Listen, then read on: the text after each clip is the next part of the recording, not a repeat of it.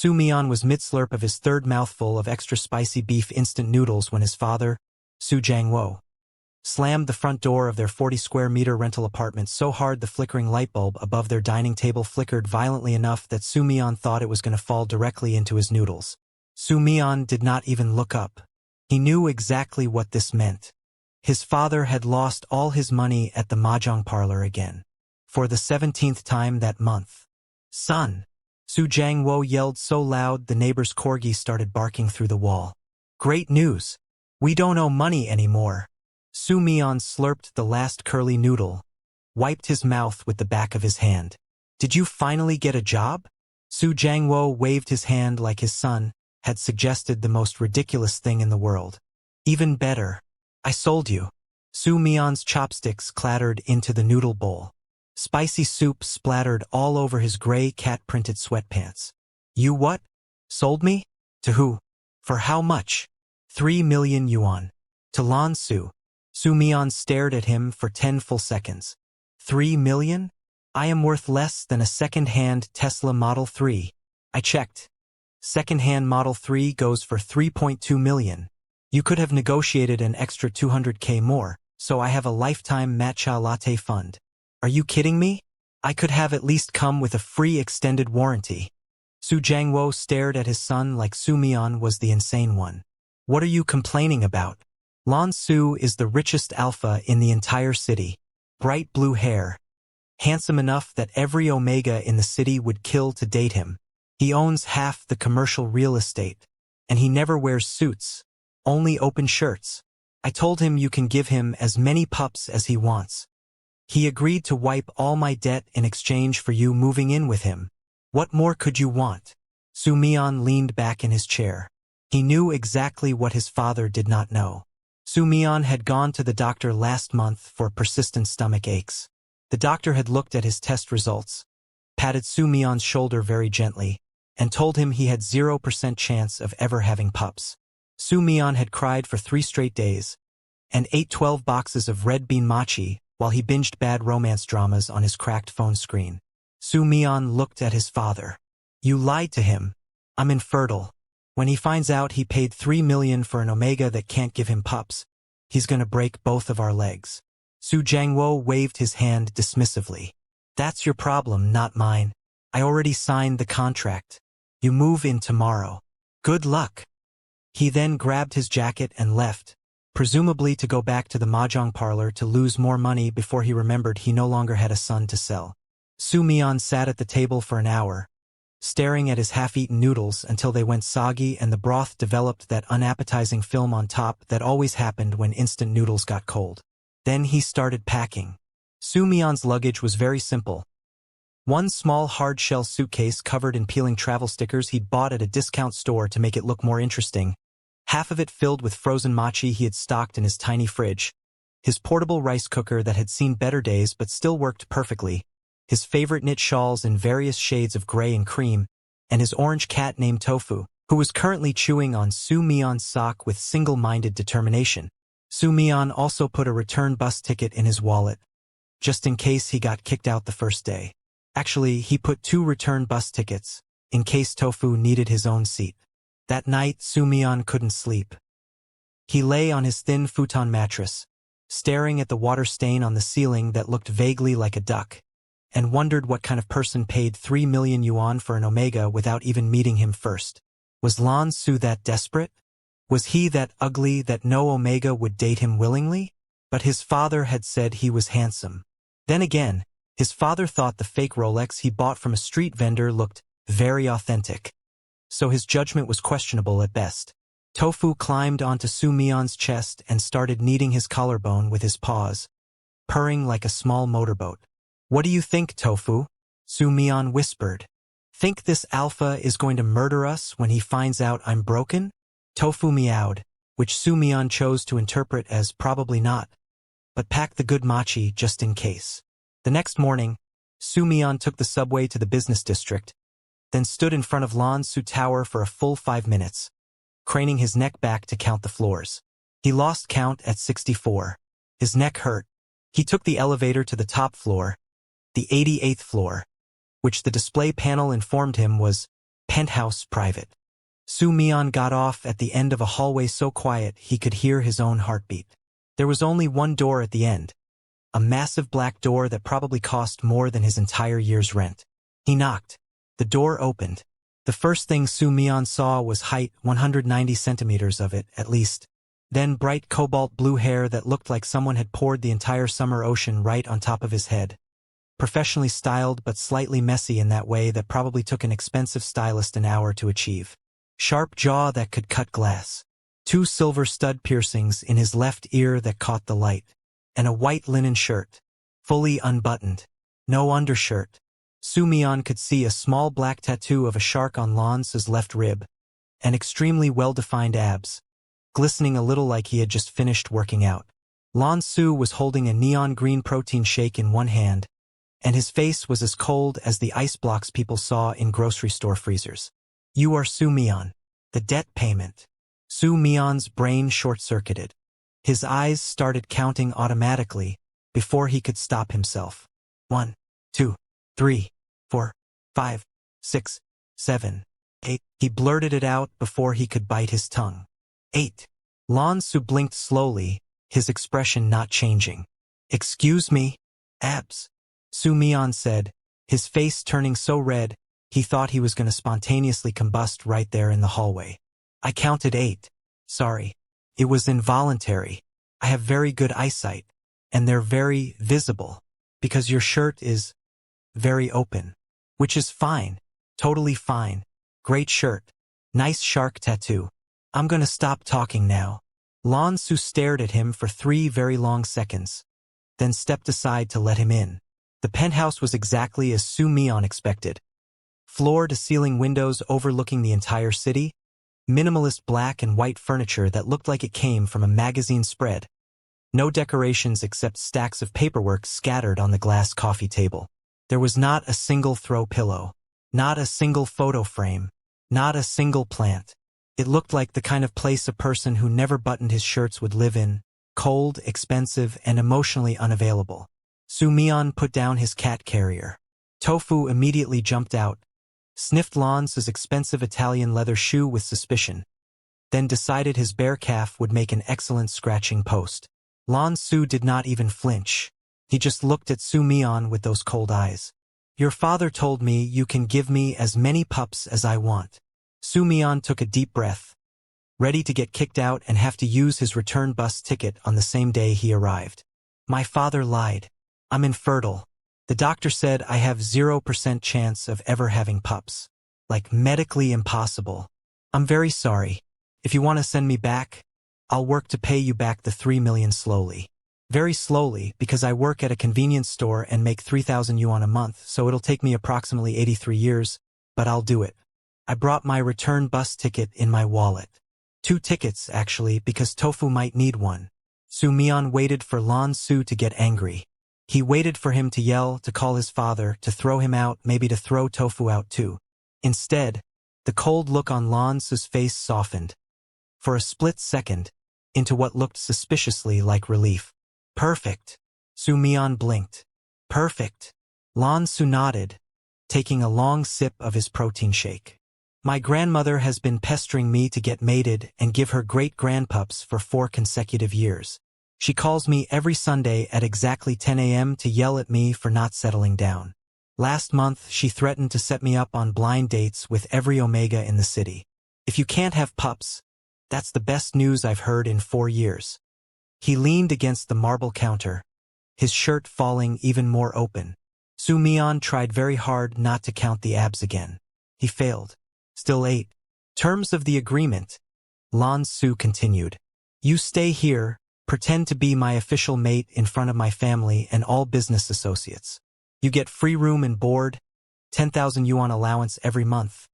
I'll cover all your expenses. You can order as much mochi as you want. I noticed the shipping label on your suitcase. We sleep in separate bedrooms. I will not touch you. My social life will not affect you, and I'll make sure no one bullies you. The only rule: do not ever, under any circumstances, ask me to button my shirts. Is that acceptable? Su Mian blinked for 10 full seconds, trying to process whether he had somehow died in the elevator and this was heaven. He had been sold by his deadbeat gambling father to a cold playboy alpha who apparently had commitment issues and a thing against buttons. And this was the best job offer he had ever received in his entire life. Su Mian immediately held out his hand to shake. Deal. Also, I will never ask you to button your shirt. In fact, I'll personally cut the buttons off all your shirts if you want. I'm very good with scissors. Also, can I ask why you never button your shirts? Is it a fashion statement? Lan Ce's face got a little awkward, which looked completely wrong on his usually cold features. His ears turned slightly pink. I choked on a suit button at a business gala when I was 22. I almost died. The paramedics had to fish it out of my throat in front of 300 people. A photographer took a picture. It was on the front page of the business section. I swore I would never button a shirt ever again. I also hate suits. Su Mian nodded very seriously, trying not to laugh. Relatable. I choked on a red bean mochi last week. I also swore I would never eat mochi too fast. I still eat it, just slower, and with smaller bites. Lan Ce's lips twitched, almost like he wanted to smile but had forgotten how. The first week of living together was far less terrifying than Su Mian expected. Lan Ce left for work at 7 a.m. every day, always in an unbuttoned linen shirt of a different color: white, cream, light blue, black, navy. Su Mian started leaving a plate of matcha cookies on the counter for him before he left, partly because he felt awkward eating Lan Ce's food without contributing, and partly because he stress-baked at 2 a.m. when he couldn't sleep in his massive new bedroom that was bigger than his old apartment. Lan Ce would walk past the cookies without acknowledging them, his face cold and blank. But when Su Mian checked the counter after Lan Ce came home, the plate was always empty. Once, Lan Ce left a note. The cookies were acceptable. Make them again. Su Mian found out very quickly that Lan Ce set the air conditioning in the penthouse to 16 degrees Celsius, because he ran hot and refused to admit he got cold when he fell asleep while working on the couch at night. The first time Su Mian found him asleep on the couch at 2 a.m., papers scattered across his chest, shivering slightly in his sleep, Su Mian draped his softest gray knit shawl over Lan Ce's shoulders. The next morning, Lan Ce acted like he didn't remember, but the shawl was draped over the arm of his office chair for the next 3 days before it mysteriously appeared washed and folded on Su Mian's bed. Tofu very quickly decided that Lan Ce's abs were the best heating pad in the entire penthouse. He would jump on Lan Ce's lap whenever Lan Ce sat on the couch to work, curl up on his stomach like a fuzzy orange croissant, and fall asleep immediately. Lan Ce would pretend to be annoyed and complain that the cat was shedding orange hair all over his expensive shirts, but he never moved. He would sit perfectly still for hours, one hand on his laptop and one hand unconsciously petting Tofu, so he didn't wake the cat up. Su Mian took a photo once. Lan Ce noticed and glared at him. Delete that. No, Su Mian said. This is blackmail material for when you try to kick me out.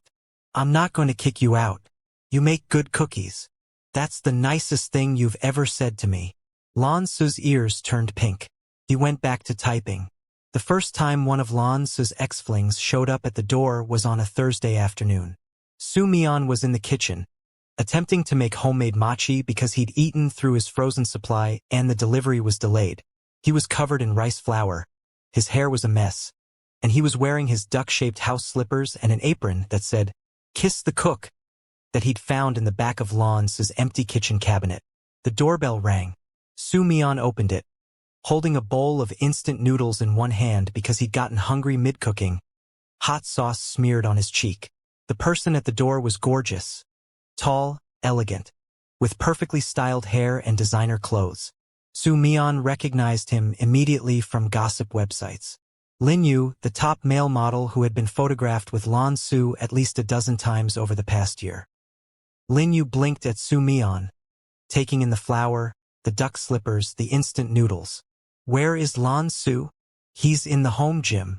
His shirt is unbuttoned as usual. Do you want a pack of red bean mochi while you wait? I have the expensive kind from Hokkaido. Well, Lan Ce has the expensive kind. He buys them for me.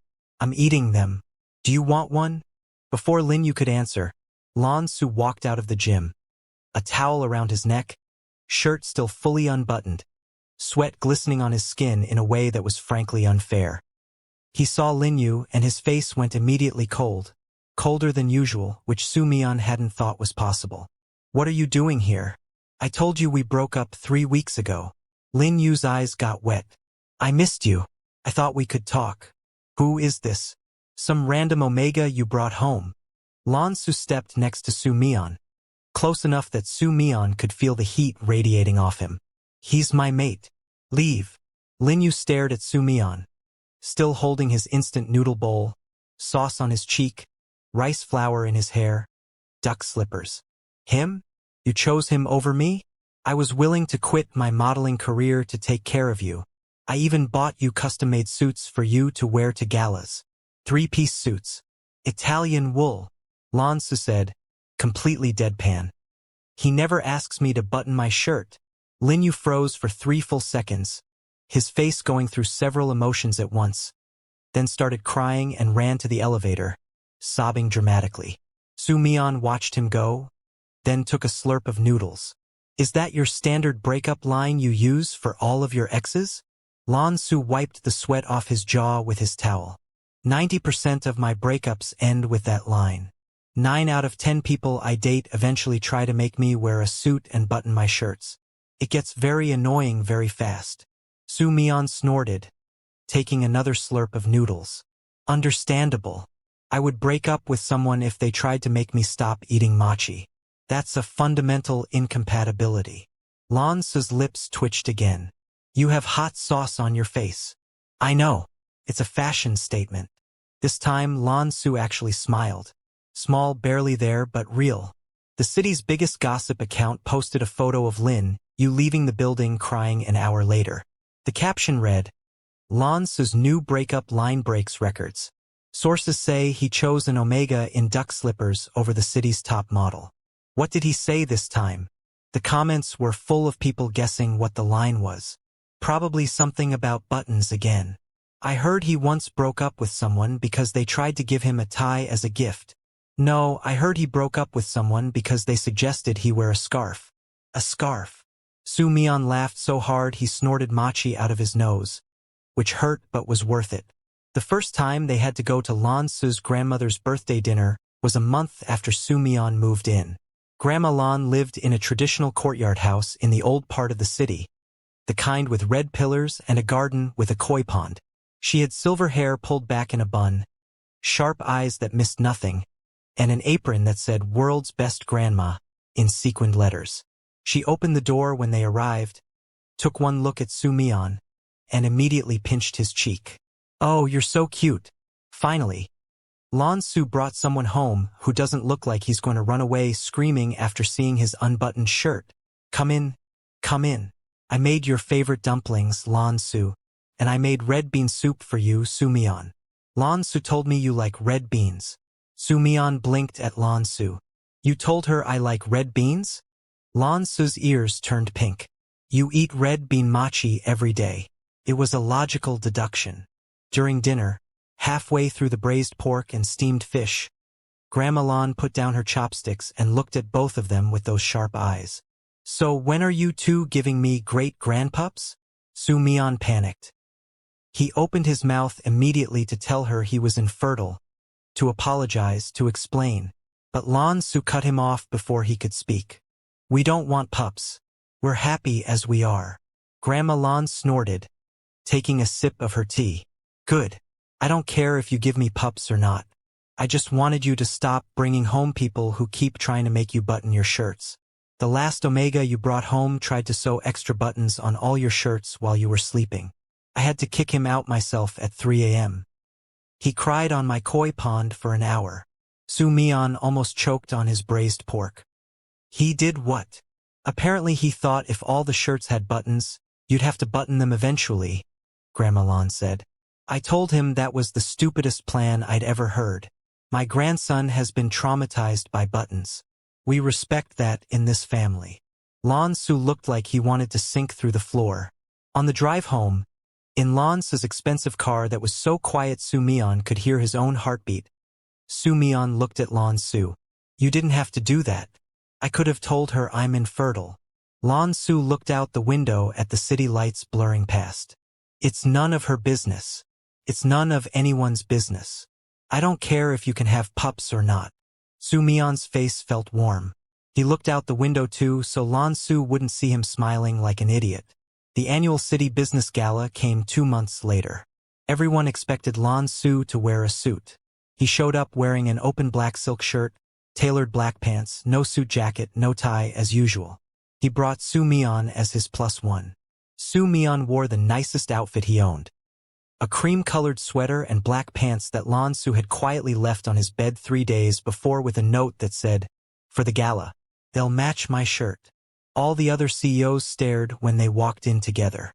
Wang, Lan Ce's biggest business rival, a middle-aged alpha with a beer belly and a superiority complex, walked over to them halfway through the night, holding a glass of champagne, smirking.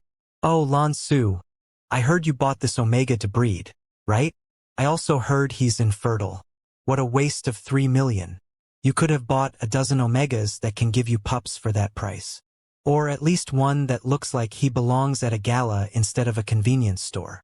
The temperature in the room seemed to drop 10 degrees. Lan Ce's face got colder than Su Mian had ever seen it. He put his arm around Su Mian's waist, pulling him close. "First of all, I didn't buy him. He's my partner. Second, he makes the best matcha mochi in the entire city. Third, he's the only person who has never once asked me to button my shirt. Fourth, he's worth more than your entire company combined.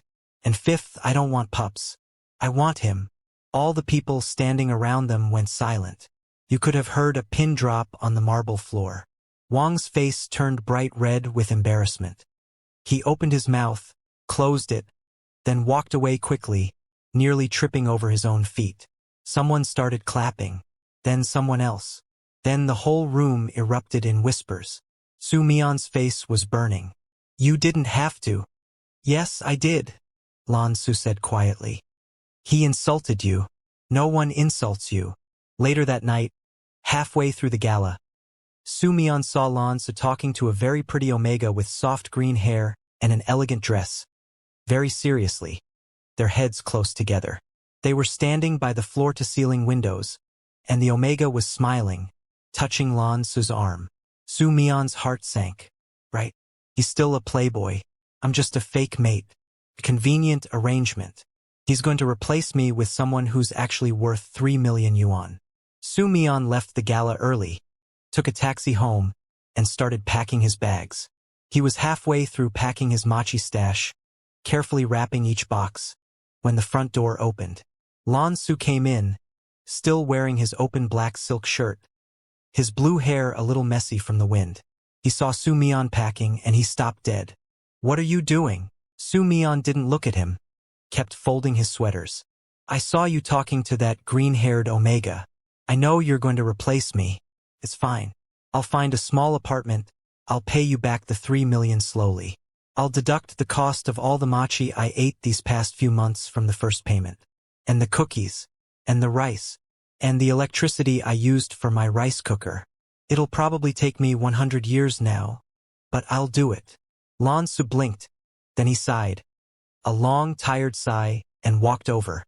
He took the folded sweater out of Su Mian's hands. "That Omega is the owner of the Uji matcha farm I've been ordering matcha from. I was asking him if he can reserve the limited edition first harvest matcha for your birthday next month. I was not flirting with him. I was ordering matcha for you. He showed me photos of the tea plants. It was very boring. I pretended to be interested because I want you to have good matcha." Su Mian blinked. "Oh." Lan Ce looked away, his ears turning pink. The first time Su Mian had ever seen the usually cold alpha look genuinely awkward. "I don't want you as a fake mate anymore," Lan Ce said, his voice a little rough. "I want you as my actual mate. I've been trying to figure out how to tell you for 3 months. Every time I try, I lose my nerve. I don't care that you're infertile. I don't want pups. I want to eat your mochi for the rest of my life. I want you to leave shawls on me when I fall asleep on the couch. I want tofu to keep sleeping on my abs and shedding orange hair on all my shirts. I want you to count my abs every time you open the door when I come home from work. He paused. All the other people I've dated looked at my unbuttoned shirts and told me to put clothes on, to be professional, to grow up. You count my abs and then bring me hot cocoa so I don't get cold. You cut buttons off the shirt someone sent me as a gift. You've never once asked me to be someone I'm not. Su Mian's eyes got wet. He blinked back tears. But I got sold to you by my dad for 3 million. Less than a second-hand Tesla. I'm a debt payment. You didn't even want me. You just wanted to get rid of your grandmother's nagging. Lan Ce snorted. The first real, unreserved laugh Su Mian had ever heard from him. I'll pay your dad another 200K extra, so you get your lifetime matcha latte fund like you wanted. Right now. I'll transfer it tonight. Su Mian laughed through his tears. Really? Really, Lan Ce said. He leaned down, cupped Su Mian's face gently, and brushed the tears away with his thumbs. You're worth more than 3.2 million. You're worth everything. Then he kissed him. It was soft, a little awkward, like Lan Ce was out of practice with real feelings. His shirt was still open, and Su Mian could feel the warmth of his skin under his hands when he put his hands on Lan Ce's chest. Mid-kiss, Su Mian pulled away a little, blinked up at him. Wait, 8. Still 8 abs. Correct count. Lan Ce laughed again, and kissed him again, deeper this time. You can count as many times as you want for the rest of our lives. 1 year later, they got married. Lan Ce wore an open white silk shirt, no suit. Su Mian wore a cream-colored sweater that matched. Grandma Lan officiated the ceremony in her courtyard garden. Tofu was the ring bearer. He tried to eat the rings twice.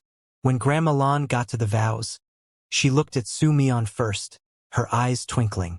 Su Mian, do you take Lan Ce to be your lawfully wedded husband? I do. Do you promise to never ask him to button his shirt? I do. And I will personally cut off any button anyone ever tries to sew on his shirts. I bought special scissors just for this purpose. The entire crowd of guests laughed. Grandma Lan looked at Lan Ce. Lan Ce, do you take Su Mian to be your lawfully wedded husband? I do. Do you promise to provide him with unlimited mochi and a lifetime supply of matcha latte for as long as you both shall live? I do. I already set up a monthly subscription. It arrives every Tuesday. Su Mian's father showed up to the wedding reception, trying to sneak in through the back entrance. He'd apparently heard about the wedding through the gossip websites and decided to try his luck asking for more money. Lan Ce opened the door before Su Jiangwo could even knock. He was still wearing his open white shirt, looking cold and intimidating despite the wedding setting. Your son is now my husband. You still owe me 3 million plus interest for all the emotional damage you caused him. Get out. Security will escort you. Also, we have cameras. If you try to come back, I'll have you arrested for trespassing. Su Jiangwo left, muttering, and was never heard from again. Rumor had it he moved to another city and tried to sell someone else's son. It didn't work. He ended up getting a job at a car wash. Karma was beautiful. That night, Su Mian lay on Lan Ce's chest in their shared bedroom. They'd finally moved into the same room a month ago. Tofu was curled up on Lan Ce's other side, purring like a motorboat. Su Mian was eating red bean mochi, savoring each bite. You know, Su Mian said, chewing slowly, when my dad sold me because I'm infertile, I thought my life was over. I thought no one would ever want me because I couldn't give them pups. I thought I was broken, useless. Lan Ce ran his fingers through Su Mian's hair, gentle. It was the best thing that ever happened to both of us. If he hadn't sold you, I would have spent the rest of my life going to galas, choking on buttons, and dating people who kept trying to make me wear suits. I would have never gotten to eat your mochi. I would have never gotten to have you count my abs every morning. I would have never found someone who loves me for who I am. Su Mian snorted. Wait, do you know the gossip account posted a photo of us at the wedding today? The caption says Lan Ce's Playboy status officially retired. Shirt still unbuttoned as usual. Husband in matching cream sweater looks adorably confused in every photo. We love this for them. Lan Ce laughed. Good. Let them know. I want everyone to know you're mine. Su Mian laid his head on Lan Ce's chest, listening to his heartbeat, steady and strong. 8, he mumbled, half asleep, his hand resting on Lan Ce's abs. Lan Ce kissed the top of his head, pulled the blanket up over both of them. Always 8. Forever. Tofu meowed in agreement. Outside, the city lights twinkled, and somewhere in the distance, a mahjong parlor closed for the night. But neither of them noticed. They were too busy being happy together exactly as they were. The end.